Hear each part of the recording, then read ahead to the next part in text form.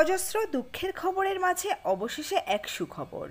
হাসপাতাল থেকে বাড়ি ফিরলেন ফেলুদা। এখন কেমন আছেন তিনি জেনে নিন বিস্তারিত।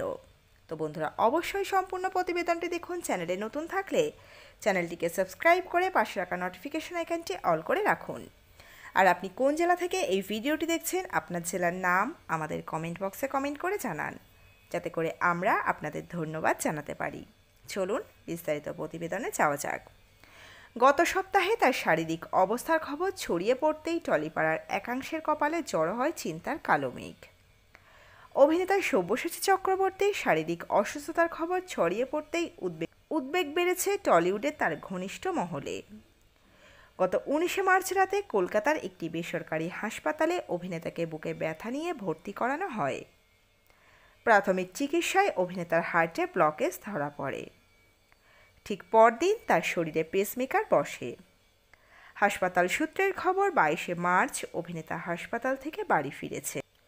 হাসপাতালে ভর্তি হওয়ার খবর মুখে মুখে ছড়ালেও পরিবারের তরফ থেকে অভিনেতার শারীরিক অসুস্থতা সম্পর্কিত কোনো তথ্য প্রকাশ করা হয়নি। পুরো বিষয়টাই সংবাদ মাধ্যমের থেকে আড়াল রাখা হয়েছিল। তবে হাসপাতাল সূত্রে খবর, শুক্রবার বাড়ি ফিরেছেন পর্দার ফেলুদা। আগের থেকে শারীরিক অবস্থার অনেক উন্নতি হয়েছে। এই প্রসঙ্গে সব্যসাচী বাবুর পুত্রবধূ রিধিমা ঘোষ বলেছেন, বাবা এখন খুব ভালো আছেন। চিকিৎসকেরা আপাতত কয়েকদিনের জন্য ওনাকে বিশ্রামের পরামর্শ দিয়েছেন।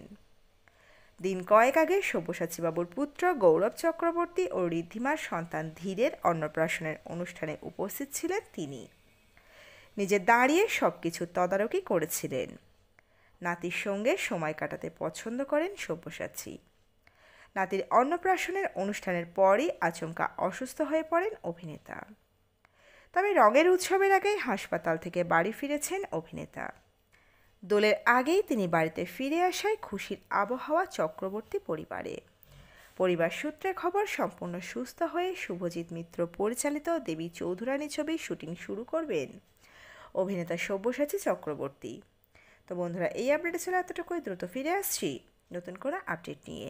অজানা গল্প চ্যানেলের সঙ্গে থাকার জন্য সকল দর্শক বন্ধুকে অসংখ্য ধন্যবাদ। দেখতে থাকুন, চোখ রাখুন অজানা গল্প চ্যানেলে।